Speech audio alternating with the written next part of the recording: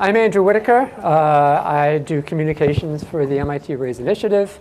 Really happy to have all of you guys here for a discussion of CoolThink and its history and successes.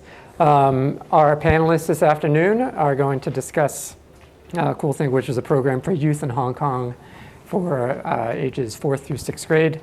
The Hong Kong government, the Hong Kong Jockey Club Charities Trust, and their partners developed CoolThink to ensure students were prepared to use technology and especially computational thinking for social good.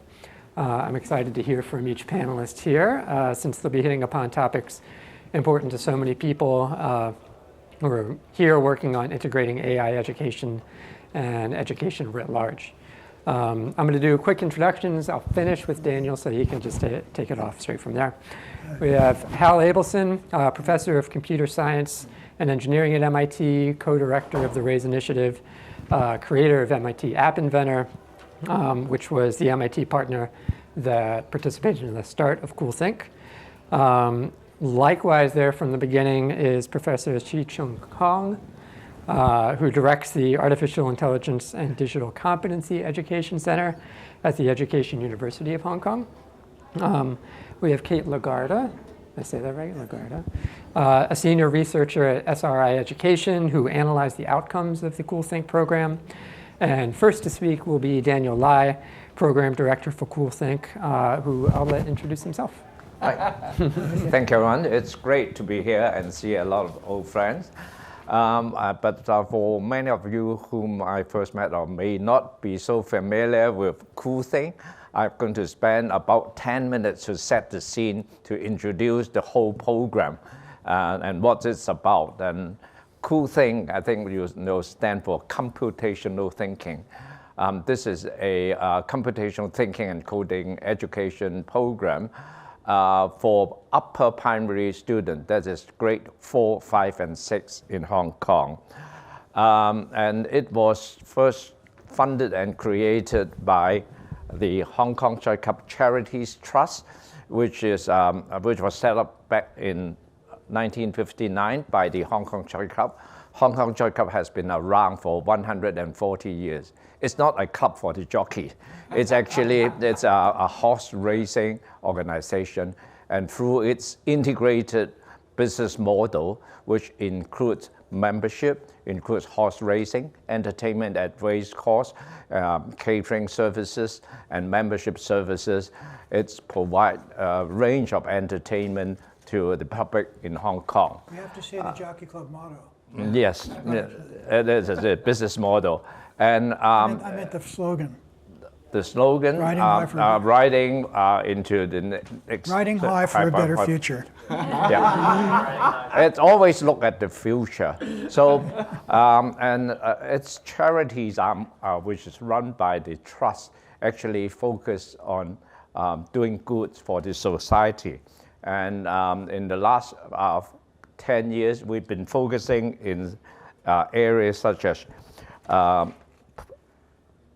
positive aging and elderly care, youth development and poverty alleviation, health, community, talents and sector development, sports and culture, and sustainability.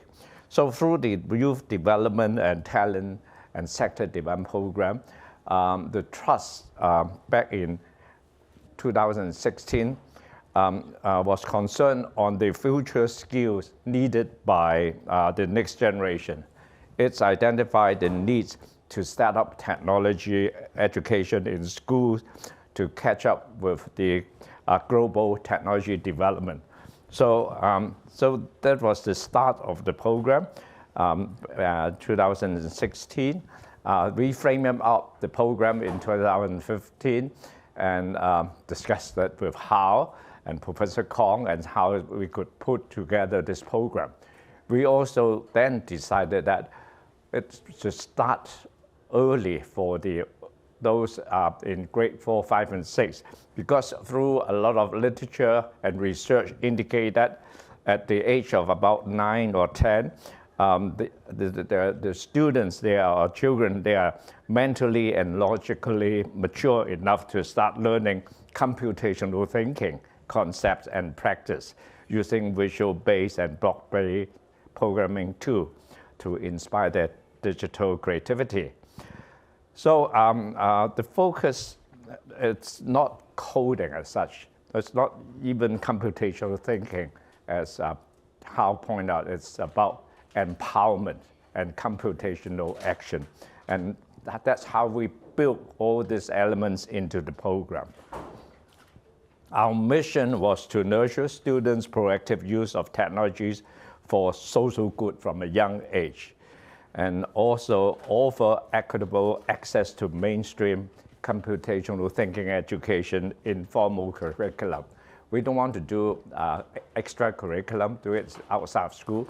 We want to build the whole program into curriculum and eventually mainstream that in our education system so that every child would have equal opportunity in accessing those skills and knowledge. So we invited MIT, the Education Universities of Hong Kong, and CityU to come together to collaborate with us. And of course, we have other partners such as the Education Bureau of the Hong Kong government. We also brought in SRI Education to help us with an independent evaluation. And later on into the program, after the MIT set up its Hong Kong Innovation Node, we also have involved the MIT Hong Kong Innovation Node. And we have other teacher association, and later on brought in EdCity and Hong Kong U and other school sponsoring bodies. And throughout the program, we see that such a curriculum is not enough. We have adopted and designed an integrated model which composed of a number of elements, including curriculum, including professional development, parents' education, in-class support, infrastructure support, and a learning platform and the evaluation. I will go into each of them quickly so that everyone understands what we are trying to have done. On the curriculum side, which is the this bracket, we actually spent, I would remember, almost 2 years in developing a 3-level program. And first of all, we designed the framework, which consists of CT knowledge or concept, CT practice, and CT perspective. Then we built the lesson one by one. Each level would have about 8 units, about 14 hours of class time.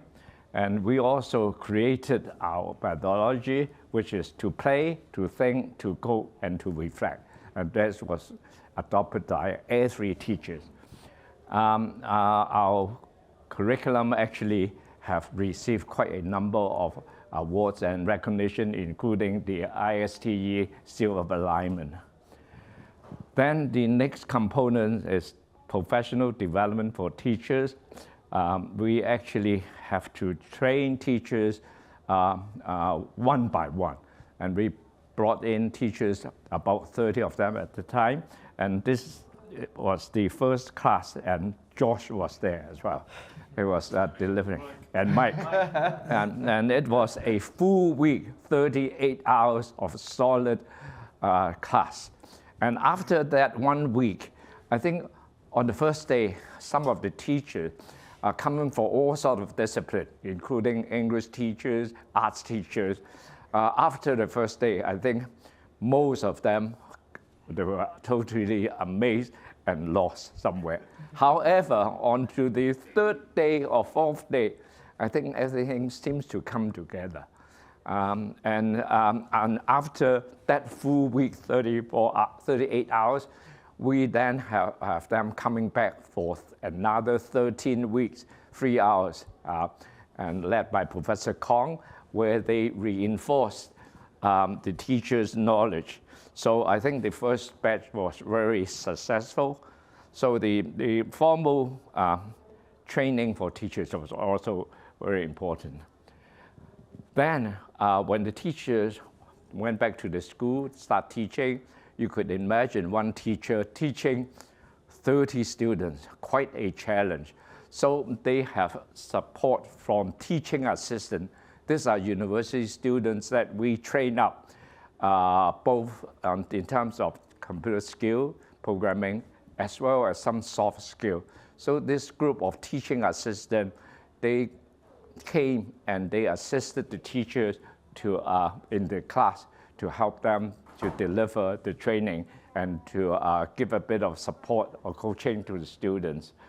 We also have an parents education awareness program led by City University, where we have in-school workshop and also workshop held at City University.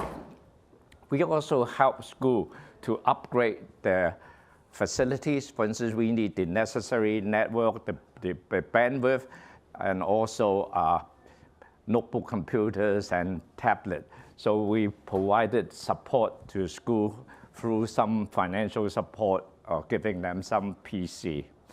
We also developed an e-learning platform where it is used to link directly into Apps Inventor so that they only need a single sign-on onto the system, and also to access all the teaching materials they need. Then the last component is the evaluation. We don't know at the point of time how good or how bad the students will be doing. So we engage SRI Education to design the assessment tool and conduct assessment throughout the first 3 years of the program to gauge how the students improve. So these are the components. Also, we have other activities, including competition. We run a coding fair every year. We also have commendation for teachers and also teachers' community. I may have to go a bit quicker now. This is throughout the year how we did. The first 3 years was a pilot with 32 schools. So we trained up 20,000 teachers, students, and then parents, and 110 teachers. On to the next stage, we scale it up to 100,000 students with 204 schools. And also in terms of outcome, I'll let Kate to discuss that in more detail. And we've been engaging different parties, especially the government, so that we will actually get their support and get their policy support.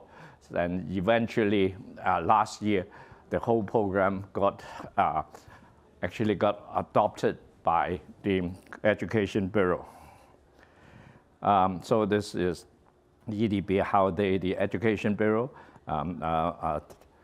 actually they didn't say yes in the first year. Actually, it's a gradual process.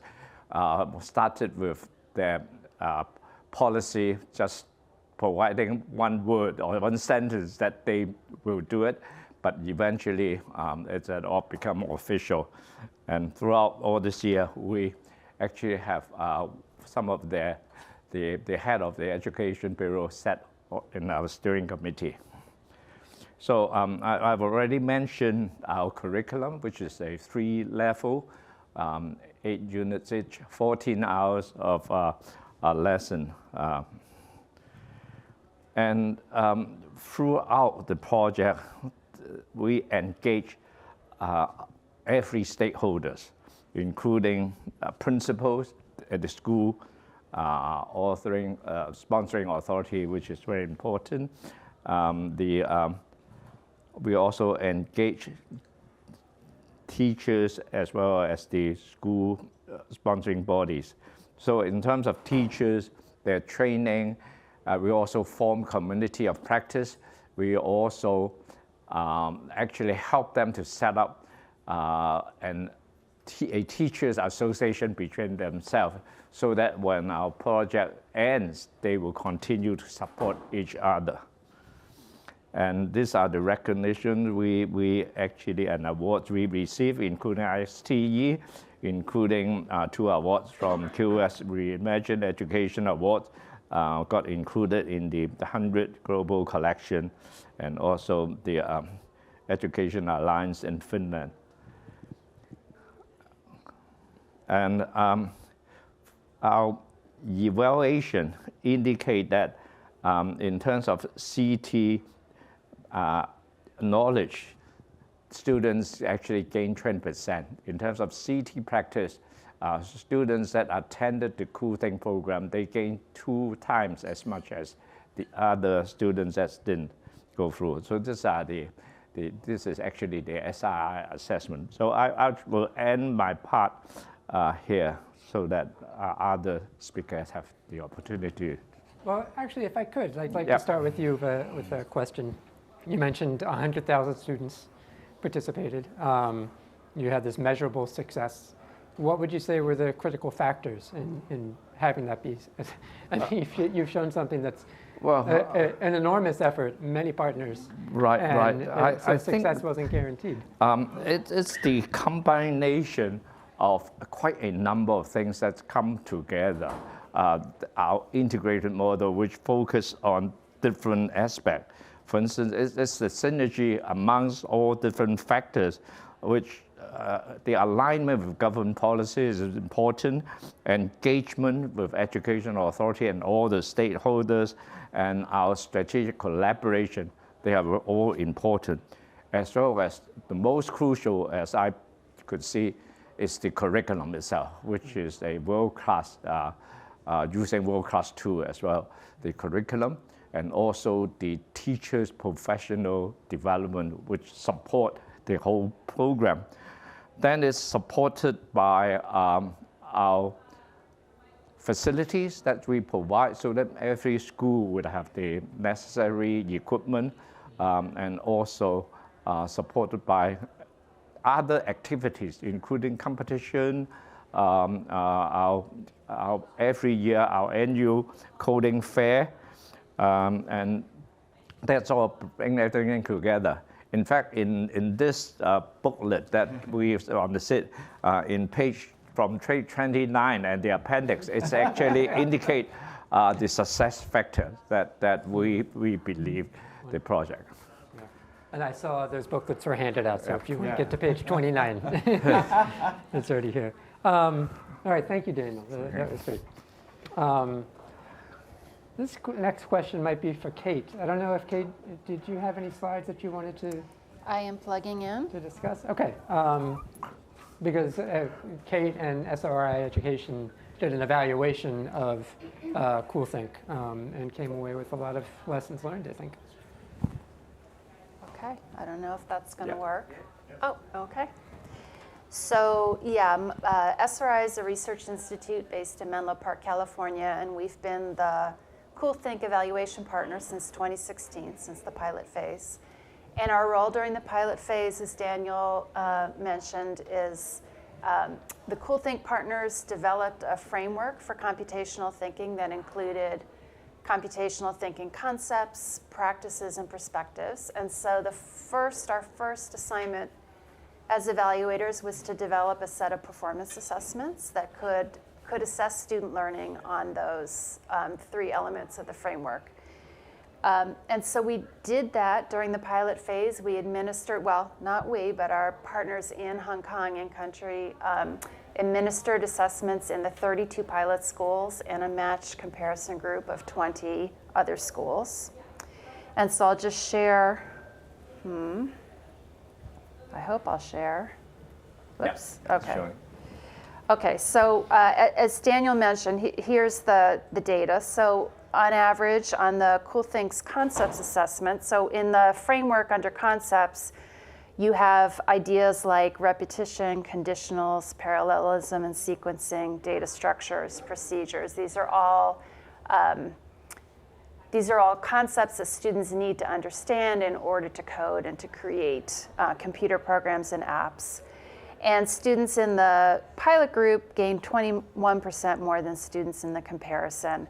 That's an improvement index increase of going from the 50th percentile to the 58th percentile. So a reasonably large impact on concepts.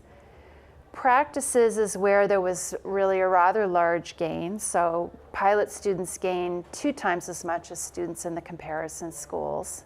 And that's the equivalent of an increase from the 50th percentile to the 64th percentile.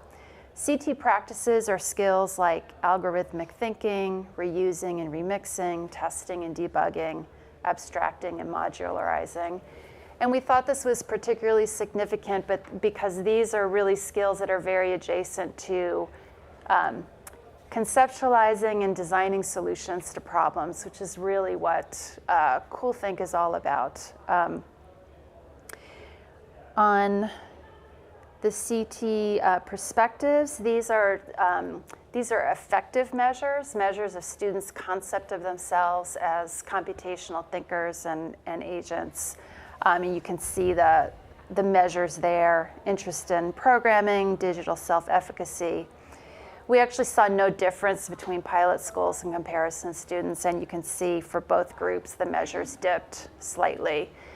For effective measures like these, we do know that they tend to go down over time as students age, so that's probably the dip that you're seeing there. And also because you know that you don't know, and that was our other hypothesis, that CoolThink students had higher expectations for themselves and their roles as learners. So after the pilot phase ended, the CoolThink decided to then work on scaling the program to all the elementary schools in Hong Kong. Hong Kong is about 475 public sector elementary schools. And their goal was to support CoolThink adoption in a critical mass of those schools, so in about 40% of them, or 200. And then to do additional outreach and dissemination to all the remaining schools. And so that work started in 2020, and at that time, our work shifted from looking at the impact of CoolThink materials to looking at the implementation of the program. And so I'll share just some, and we're right now in the middle of writing our report, our final report on that study, and so I'll just share some high-level findings that have emerged from that.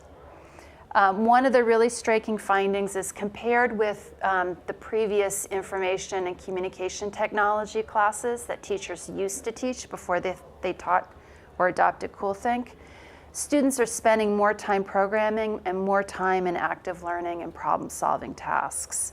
So you can see that the blue bars are CoolThink teachers and the orange bars are those same teachers. It's the same sample at baseline. So CoolThink lessons are actually displacing other kinds of technology classes that have a much less regular practice of engaging students in problem solving and active learning. So, the frequency with which students are applying new concepts or skills, the frequency with which they're independently identifying problems or generating ideas for solutions, it's much more common in a CoolThink classroom than what existed previously in these schools. We learned that teacher confidence, so many CoolThink teachers are former ICT teachers or current or former ICT teachers. There's a range of other kinds of teachers who teach CoolThink as well, some with no prior experience with coding education or technology education. So again, at baseline, the orange line is baseline, the blue line is teachers 1 or 2 or 3 years into the program. At baseline, teachers' confidence level for teaching these kinds of computational thinking concepts, practices, perspectives was not high. Half of teachers said they didn't even feel a little bit confident doing these things. But with training, with the professional development that Daniel described, and with time and experience in the program, those confidence levels increased quite a bit.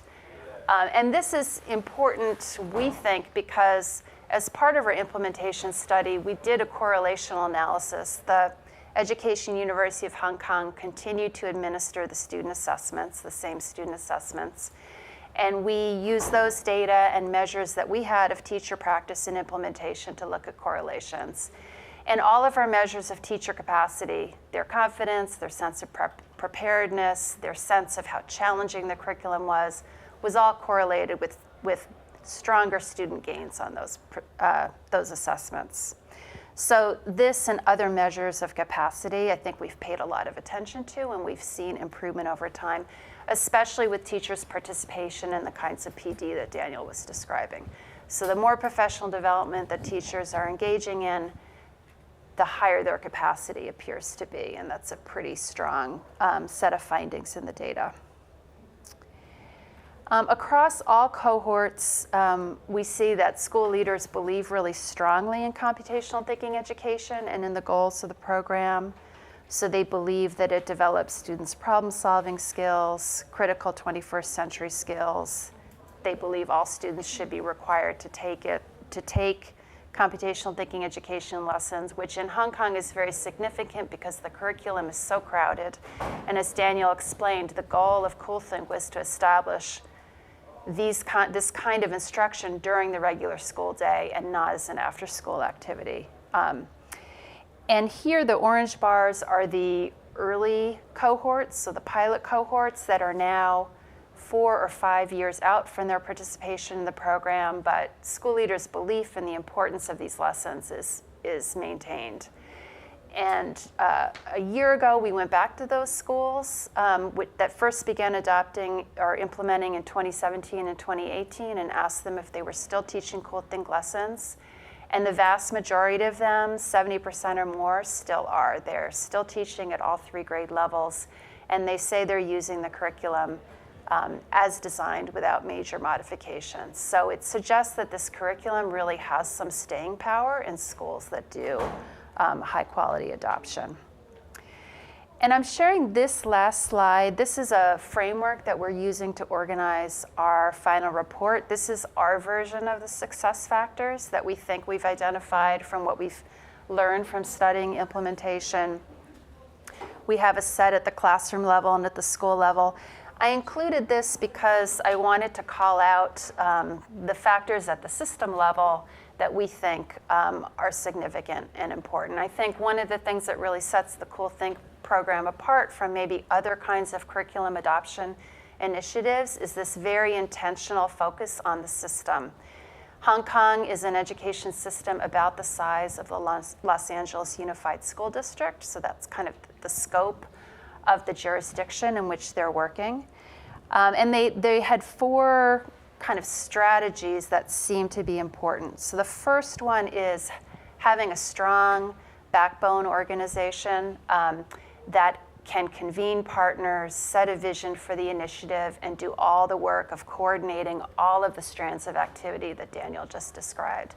And the Hong Kong Jockey Club Charities Trust team was that backbone organization. And as part of that, they had a quite comprehensive and elaborate governance structure that really engaged all of the key players in computational thinking in Hong Kong in the initiative. And we did a very careful, we made diligent attempts to find system level actors in Hong Kong that knew about computational thinking education and weren't involved in CoolThink, and we couldn't find any, really. The team, and we finally concluded that the reason for that is that the team had very deliberately identified all of the key players and brought them into the governance structure to ensure their buy-in and support. Daniel mentioned the policy context and the fact that the Education Bureau of Hong Kong has recently adopted a new enriched coding requirement for primary schools. That's one of the outgrowths of this system level work that the CoolThink team has been doing.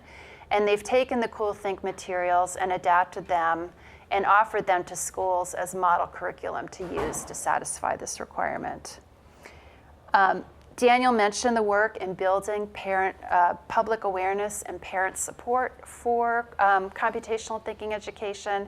And teachers explained that this is actually really important in Hong Kong, that parents understand that it is worth their students' time to be creating these programs and apps, to be doing this work on the computer, that they don't need to spend all of their time on Chinese, math, and English on the core subjects.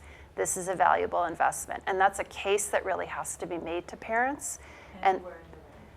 Anywhere in the world. And I'm told, especially in Hong Kong, and so there's been this very concerted effort to do that. And then the last system building strategy is the investment that the team has made in fostering teacher networks. And again, this has been a very deliberate effort over the last 8 years to train CoolThink teachers, provide them with a lot of training to develop these networks, nurture the networks, give them opportunities to work together across schools.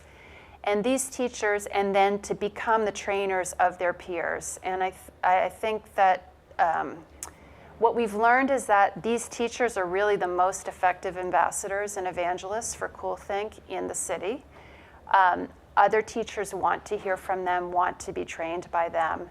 And they have, as Daniel mentioned, formed together the CoolThink Teachers Association, which is an officially registered professional association in the city now, and they are going to be doing a lot of the work of sustaining this initiative. They'll continue to run CoolThink coding fairs, and they will continue to support their peers. And this is important because what we learned from the pilot schools who ended their very active engagement with the initiative a long time ago, the most important resource for their new teachers is their existing experienced teachers. The way that new teachers come on board and learn to teach CoolThink and learn what it's all about is from their peers who are mentors and guides.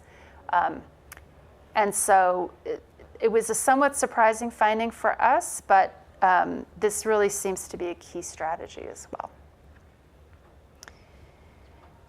So those are highlights from the evaluation. All right, thank you, Kate. So my next question is going to be for Professors Abelson and Kong. But how could I ask you a favor? I noticed that there are a few people in the room who were critical to the success here, and I wonder if you'd like to introduce them. Let me start with say Josh. Yeah. Absolutely. So you were one of the ones who were doing the first training that we had in Hong Kong. Enormous. I mean, Josh has really been a mainstay of both the curriculum development inside App Inventor, but also really working with teachers in schools. So just an enormous contribution. Let's see, Karen. Oh, there's Karen. I couldn't see you there. Someone think of Josh. I think of Josh and Karen. So Karen did this together with Josh. Karen was now stolen from us by Technovation, where I think a lot of that same spirit, really the sense of empowerment of students.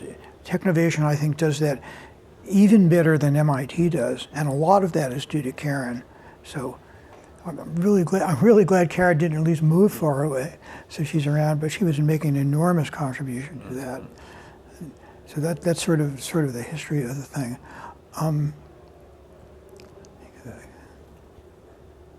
Let me go back. So again, in terms of theory, Mike's graduated to become a professor, right? So Mike's one of our, I don't know whether to call becoming a professor a success story. Anyways, but what I guess what Mike and Josh together has really put some, I kind of made up this word called computational action because I wanted to distinguish it from computational thinking. But Josh and Mike have really taken that, wrote like a real responsible paper rather than the random things I was saying about that. And now sort of pushing that idea very much. Mike, I don't even know what your research is right now. But we just finished a 2-week camp okay. computational action as of Friday with App Inventor and Microbit. So. Because I think, as I said this morning, I view this notion of computational action as like one of the central flagships, not only of what App Inventor happens to be doing, but what we should be doing going ahead and empowering students with respect to this wonderful, wonderful technology. So I think Mike and Josh were the ones who turned it into a real respectable thing you could talk about, because I certainly hadn't done that. But really, I'm just so glad that their names were associated with that paper, and it's really, for me, a critical contribution to look at. Go on. What is it? let me go on. I started this morning. I think an activity like ours needs heroes and heroines.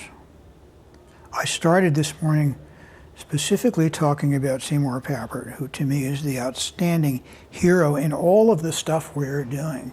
When we talk about computational thinking, he was not the first person to use the word computational thinking.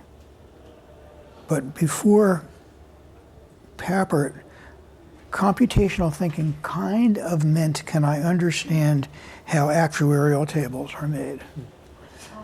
Right, it's sort of, the idea that there was computing going on here. Papert was the one who aligned this idea to education.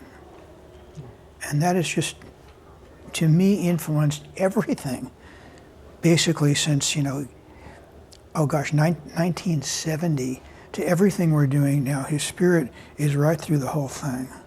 So I spoke a lot about that this morning. I've got a heroine when it comes to CoolThink. And the heroine who I'm really sad about is she could not be here. What we wanted to do is ask Margie to give the opening keynote, because I think of so much of what has made CoolThink successful is really due to Margie. Margie Yang, I guess until last year, was CEO of a very, very large Chinese textile company called SQL. She is still on the board of the Jockey Club? Yes. No, not on Jockey Club. She's still the chairman of our advisory committee for CoolThink. Okay, but very, very influential. She was also on the MIT Corporation for a while. The interesting thing about Margie, I'm so sorry she can't be here. She's like a real MIT person. And I don't merely mean she's somebody who went to MIT and got her degree or something. She really captures that spirit of what a lot of us at MIT think really make it about doing. And she really gets the idea of this is about empowerment and empowering everybody. One of the things that she did as chair of SQL is she gave a course in SQL for the SQL managers, where the managers taught a lot of their subordinates how to use App Inventor and do things, and gave them the idea of saying, can I make useful things for me in my job in SQL? So for example, one of the apps that people made was something that allowed the SQL employees to schedule carpools. But she really, really had this idea that when we talk about educational empowerment, we're not just talking about kids. It really is about everyone. And Margie's the one who really, really did that. And I'm just so sorry she couldn't be here to thank you. She's just another one of these tremendously powerful spirits who's changed what we're doing. But the other thing I want to say, going back to when this started, so I talked about being at MIT going from 1970 and working on the Logo project, but it kind of got serious, 20 years after that. So for me, so again, we were an MIT research project. One of the things you do as one of these research projects is you say, well, can we go and find schools to collaborate with? And you go and find some friendly teachers, and you do things, and you do that, and you do a test class of, oh my God, we have 7 students who are trying our curriculum. And even MIT, we're still doing that with some of the App Inventor stuff. But I guess it was 2016 or maybe 2015, we got contacted by the Jockey Club, who said, do you want to take this stuff and we want to put this as what will eventually be a major program in Hong Kong. And me coming down from, it's really great to get 10 teachers who will work with you for a major, major organization like that, to say we want to contact you. And first of all, I said, wow, they're asking us to work with them. This is just not just another organization that we're going chasing. They're asking us to work with them. And then we sort of talked a little bit. And of course, what was in our heads, we're doing high school computer science education. And we said, what do you want to do this for? And they said, we want to do this in primary school. And I was just blown away. And again, they said for the reason, they said this is the place where the students, our current primary school students, have to become empowered citizens in this new world of digital technology. And I was just simply blown away. I mean, I just couldn't believe it, right? For another organization to come, I mean, they were more app inventors than we were. They were saying, let's do this with primary school students. So I just give enormous credit to the Jockey Club and to the people in Hong Kong to recognize the importance of doing that. Remember, this is 2016, right? If I said it last year, you'd say, well, of course that's a cool thing to do. We want it. But this was 2016 when computers sort of weren't even around. And the idea, going back to Papert, of the idea of constructivism that says you empower yourself by making things.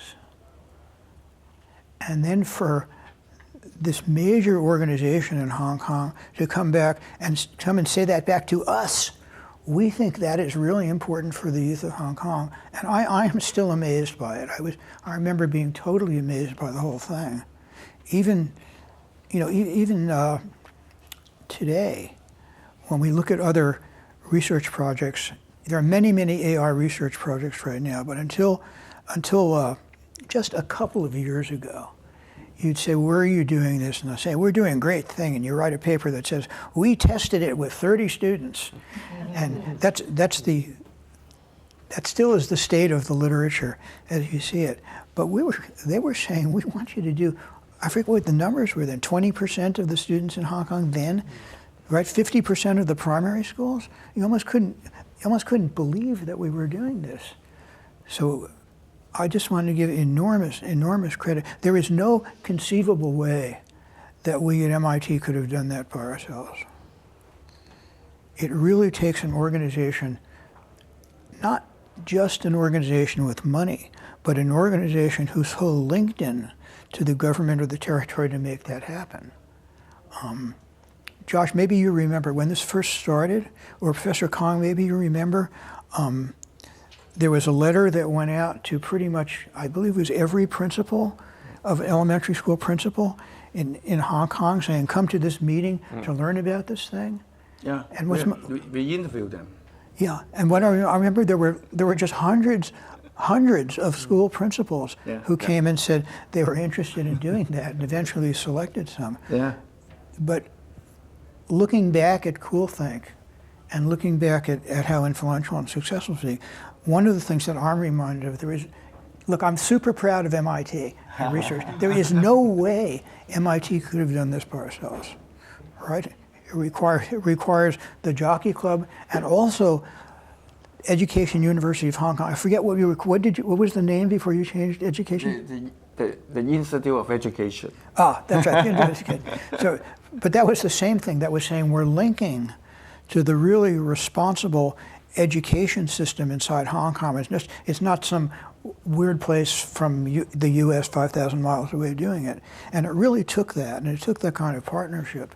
So for those places that are, even now, are trying to do some interesting stuff in this kind of technology education, recognize that you need links like that. It doesn't matter how good a research institution you are or anything. You really, really need not only the sophistication of the local community where you are, but also the government empowerment to really make that happen. So I am still constantly blown away by our ability to do that. And then making the one thing I wanted to take credit for, sort of, or not really, is this framework where you talk about of concepts, practices, and perspective. So I want to take credit for writing that into the Jockey Club thing, but that in fact comes from Mitch Resnick, who's a professor here, he wrote what to me was an enormously influential paper saying what's computational thinking. Mitch wrote that with Karen Brennan, who is now a faculty member at Harvard Graduate School of Education, but at that point I think was a finishing student for Mitch. And they were the ones who said you want to think about concepts, practices, and perspectives when you're doing this. And I was so turned on by that framework. That got into the original Jockey Club thing. But the thing I want to say about that is, for me, the most important one of those things is perspectives. So looking at what Kate has been finding, the sort of one disappointment I found in the work that Kate did is saying that the perspective stuff was sort of flat or went down, and then there are all sorts of reasons for that. But in terms of where we need to do better, and I don't just mean App Inventor, I mean all of us, where we need to do better is take this stuff. It's not merely about how the technology works, and it's not even merely that you can make cool things. It's about how does it relate to your sense of self-efficacy and empowerment in saying, gosh, I know the world's changing with technology, but boy, I know that I can continue to be an effective person in that technology. And if there's one thing I wanted to pick that's coming out of the App Inventor education, one thing I want people to get, I would say that to me is the most important thing. So when I read the report, I said, oh no, we got to really work harder. But everybody, please remember that. This is not about teaching technology. It's not about how teaching AI works. It's about how does it help me function as a human being in a world that I know is changing. So I just want to leave you with that. So that's a little personal perspective on how this thing fits together. Thank you, Hal. I feel like implicit in all of these stories of success, like you can't have success without overcoming barriers. And that was one of the questions I wanted, and I'll ask you, Professor Connor. What were some of the barriers that had to be overcome to make this program a success? The biggest challenge is the cultural building. Now, as Daniel, Hal, Kay all mentioned, there's so many factors. Actually, now I can proud to say Hong Kong now has a very good solid foundation to go into the AI era, because we have laid down the algorithmic thinking through this program of coding education for CT. So when we look into the CT, actually abstraction and algorithmic thinking are harder than the other practices like reuse and remix and testing and debugging. It's two levels. Yes, perspective, it seems flat. Actually, it is going up and then flat, or even going down. The main reason is the kids become mature, that initially they understand, well, it's very interesting. But when they go deep into what they have to do in grade 4, 5, and 6, we reserve among the 40 hours, 4 hours for project-based learning, taking that in action, right? So nobody can afford 14 hours using 4 hours to produce project. That means whatever they learn, they have to put them together and create something, either individual or in a group. So this kind of mindset is really a great barrier to many schools. Why not use that for teaching? Why you use that for project-based learning rather than teaching? So you have to change their mindset. So the teacher, after years of become more mature, they find that, well, this is rewarding if you do that. So in terms of the barrier, it's also about you do not have sufficient manpower. Because in the primary school settings in Hong Kong, maybe all around the world, you have the female teacher much more than the male teacher. So all the male teacher teaching mathematics or science-oriented, but not the other. But if you come to see our program, we have many of them are female teachers, and they are teaching language or even arts. So they also come together that make the teaching force feasible to teach 100,000, right? Students. So a huge number, but you lack of teacher. And even in Hong Kong, the most difficult part is the teachers also moving around. Maybe staying in one school or living to another school or even living Hong Kong, right? So the most difficult part is to maintain the teaching force. So how to maintain that? Actually, the Education University did something. In every September, if some school come back said, all my school teachers run away already. No, not even one single teacher remain. What do? We enable them to come to train the new teachers that just joined them, and then we do that again for them. So make sure it can continue the teaching because it is already set up. The teacher leave, but the students are still grade by grade growing up. So that's why we lead to a very committed teaching force with all the teaching support. And then, of course, parent support is by CTU. So Ray Zhang is not here, but actually they did very good job in the many classrooms. If you are the single teacher, only one to teach 20 or 30 students, that's too much, especially at Inventor. You need two devices. One is for programming, the other is for testing and debugging. So you need a lot of overcome all those technical, the Wi-Fi connection, so on and so forth. So because of the Jockey Club, they consider this is very important in the classroom, how to make it possible for the teachers to teach. So that the TA, the teaching assistant, become very important so that they can overcome the classroom teaching at that level. So actually, if you ask me, actually in Hong Kong, we are really, really lucky that we have such a solid foundation to move on into the AI era. But it is because starting from 2016 up to now, 8 years. So the foundation of the, what is the biggest asset that we have? It is the culture. If you come to Hong Kong, if you said, you don't want to teach programming in your primary school in Hong Kong, I mean, a bit difficult because the others are teaching and you are left behind. Definitely, you are not competitive with the other. So that's why after so many years, we have overcome all these barriers and we have a very good culture in Hong Kong. Coding is important. Computational thinking is important. And you can now go into the AI era with all these foundations. That's wonderful. So we're coming up on time. I'd be remiss as a facilitator to make sure that if we didn't get out on time. I don't know if you guys want to enter this now or if it's something you'd like to take outside as you talk during break. But do you have any thoughts about looking ahead of what transformative changes are going to be required to move this forward? No, I wasn't going to give a crystal ball. I just wanted to take another opportunity to brag a little bit. I think I'm the one who recommended to the Jockey Club that we engage SRI. And one of the really lately impressive things about SRI, I don't know, Kate, how much you're involved.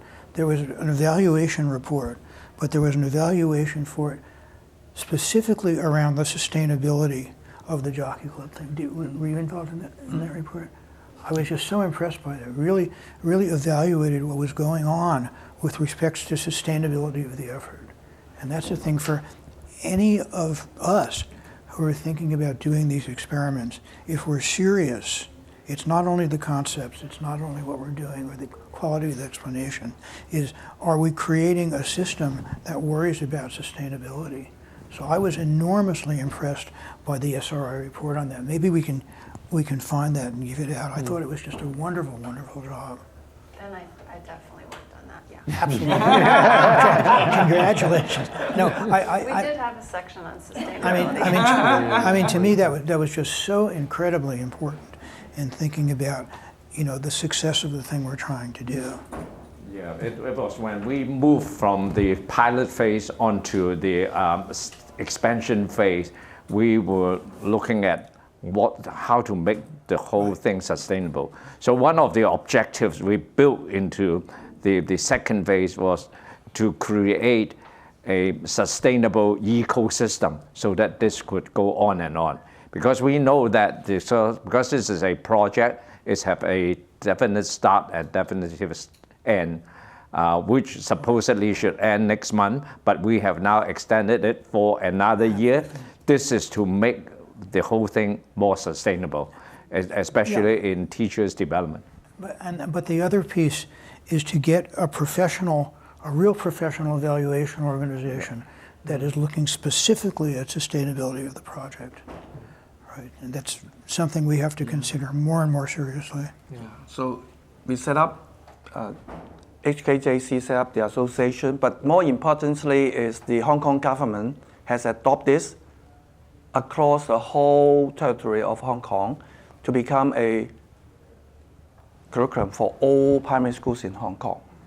So by September this year, all schools in Hong Kong in grade 4, 5, and 6, they have all these adapted curriculum to become a curriculum document for all schools in Hong Kong. That is the main sustainability.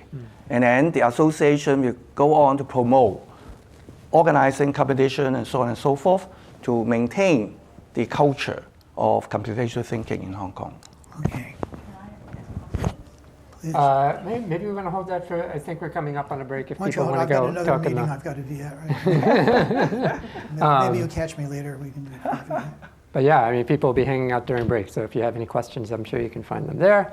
Let's give a hand for our panelists, and thank you all for being here.